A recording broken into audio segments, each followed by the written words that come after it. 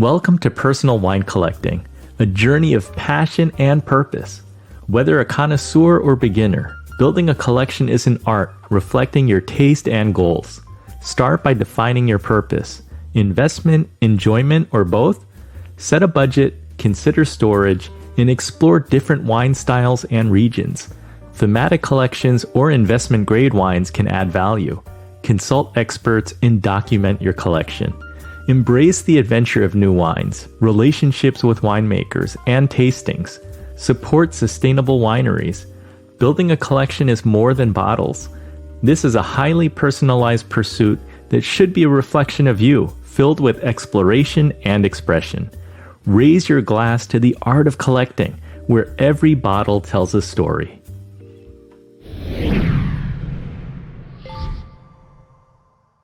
All right, I want to get back to gin and what you were talking about, because you made a very clear delineation between enjoying wine on somebody else's dime versus when you're paying. So talk a little bit about that value and how you view that.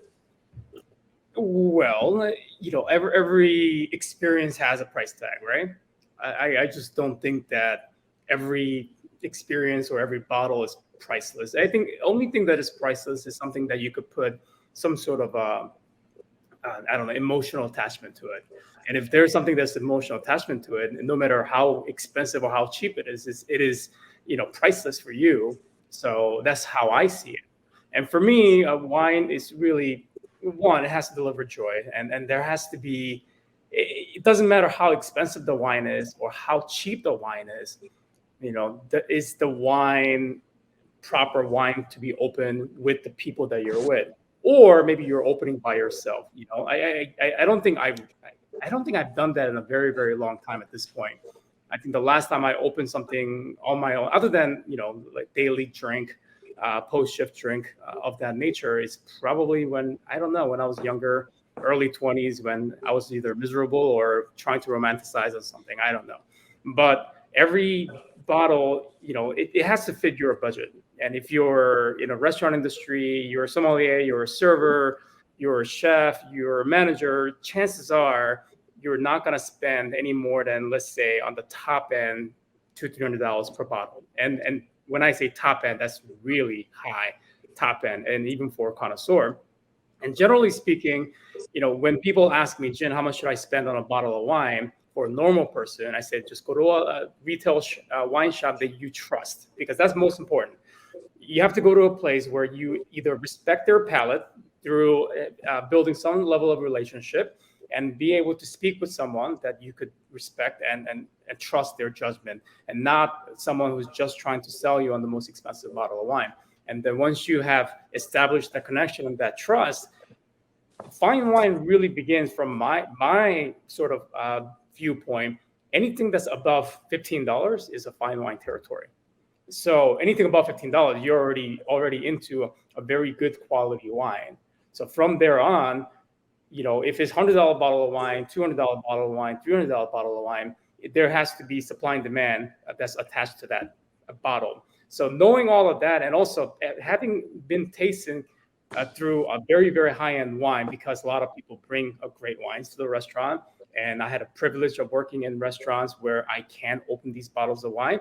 I am exposed to it, and I understand, for the most part, how they're like. Will I spend that much money on my own to open and enjoy? I don't know. I have to make mortgage payment, and I have to pay for gas, and I have to pay for groceries and my children. So it's really the budgeting process. But if someone's opening it, I'm going to say thank you very much and enjoy it together. Do you think about what you want to have as part of a collection, or are you just purchasing with the thought of consuming it eventually? Well, for me, really, at this point, I'm an in-betweener, right? I'm no longer the industry newbie, and I also am part of the wheel where I have the privilege of being able to buy certain wines. And in the restaurants, it's called allocation. And the moment that you stop taking some of these allocated wines is when you lose connection to these wines. So even Burgundies that I think is very expensive at this point, there's certain wines that I'll never not buy. And that's really for the future. You know, if you know that it will, one, appreciate, and also two, it's gonna appreciate to the point where you cannot touch it into the future, you might as well buy it now. And whether what you decide to do with it later on, it may not fit your restaurant price point, but you still buy it and hold it. Sometimes, a lot of times, I actually gift these things because it means so much more to a lot of people, and I think it makes a very good gift ideas. But also places like Germany where supply is very low and also value is there. And I also want to support these wineries, and I think they're very good now, and I think they will be even better 5 to 10 years from now on. I am, one, supporting, and two, also collecting so that I could either sell it later on or enjoy it later on. Now, we have close friends where the husband would buy the wine and the wife enjoyed drinking the wine. And one time she was among her colleagues at work and saying, "I love this wine, Charles Shaw." And her colleagues all started laughing, saying, "Isn't that $2 Chuck?" And she went home and told her husband, "Is Charles Shaw $2 Chuck?" And he's like, "Why, yes, it is."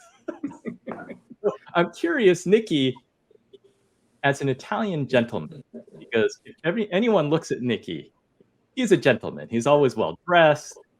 He's very fashionable. He eats well. He drinks well. Like, what do you keep on hand Too much at your house?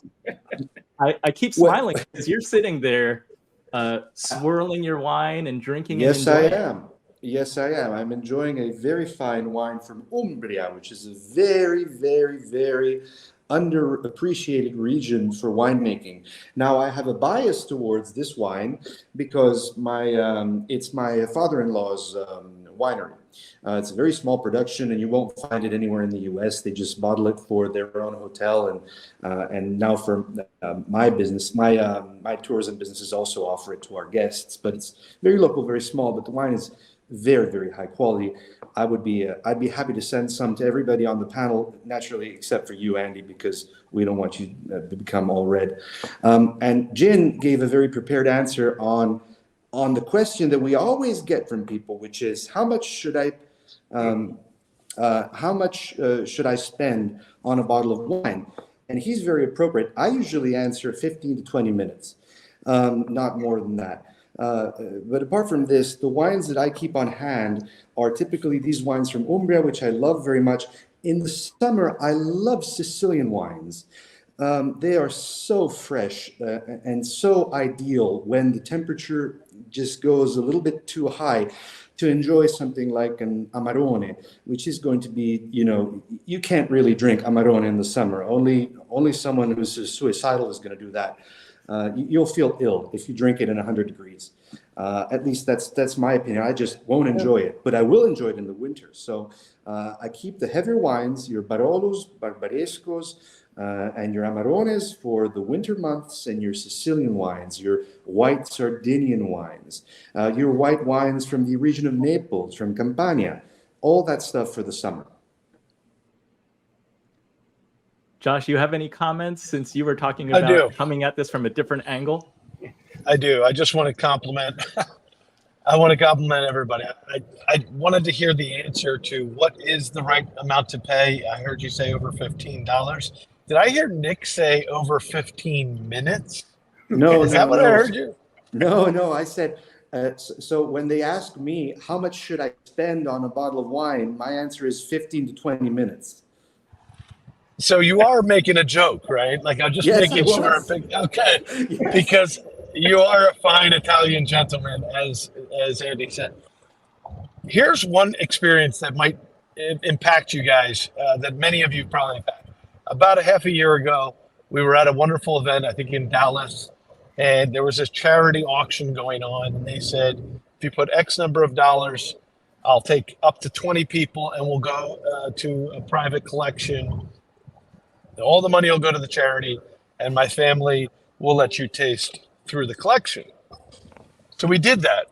We went to this very wealthy family's condo in a big tower, and they had bought a second condo to call it their cellar, even though it wasn't exactly like connected. It was kind of a nice, and they built this experience that was transcending, where it was like a proper cellar, and it felt ornate, and they grabbed artifacts from Europe to create the ambiance of the space. And that moment made me feel like there's the value of the wine collection. They must have had 1,000 bottles. It was sorted, I believe, by regions and types. And I felt like what a great use of their collection to give money to charity, right? And boy, were they so proud of their collection. Now, here's my last question.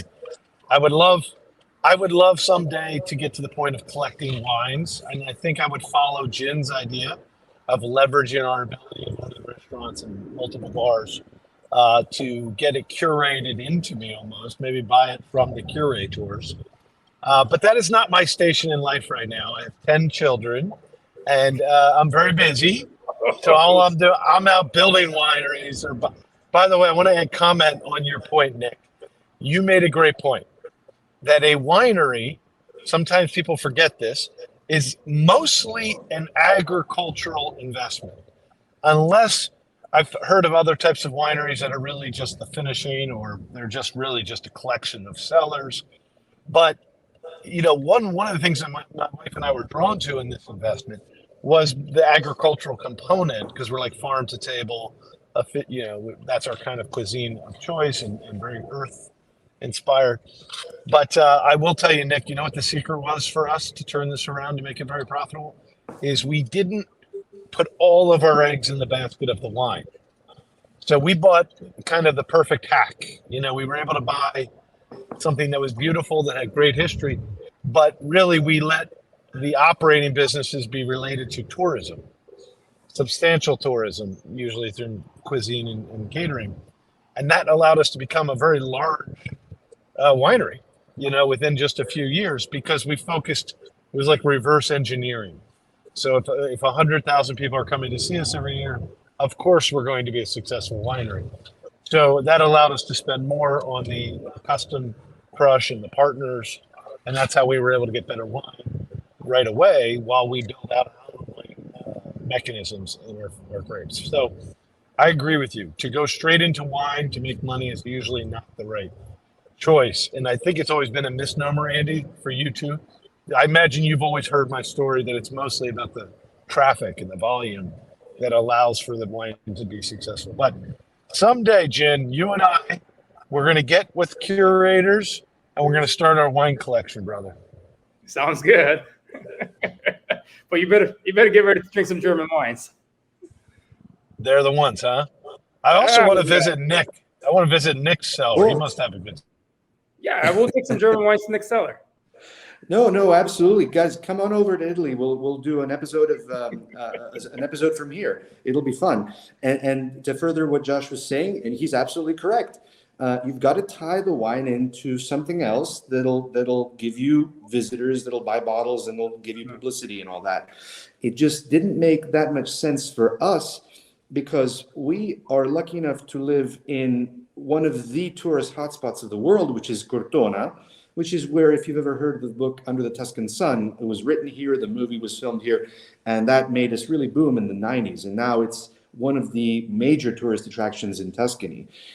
Whereas where our winery was a very beautiful area, not really that developed, and there was nothing much there. So even your rental prices for houses, for your anything that has to do with tourism, you're going to make significantly less money off of in a location like that. Whereas what we did was we sold the winery and reinvested over here, where things, you can sell things for, many times more. Now, I don't want this to sound unromantic and all about money. It's not about that, but you do have to pay the bills. Yep. You probably did the right thing, sir. But boy, would I have loved to try that Chianti someday. That your family. I have some left. I have some for you. I have some left over for you. Well, I love the idea that one has to chase their passion. And Nick talked about money. So let's go to segment 4.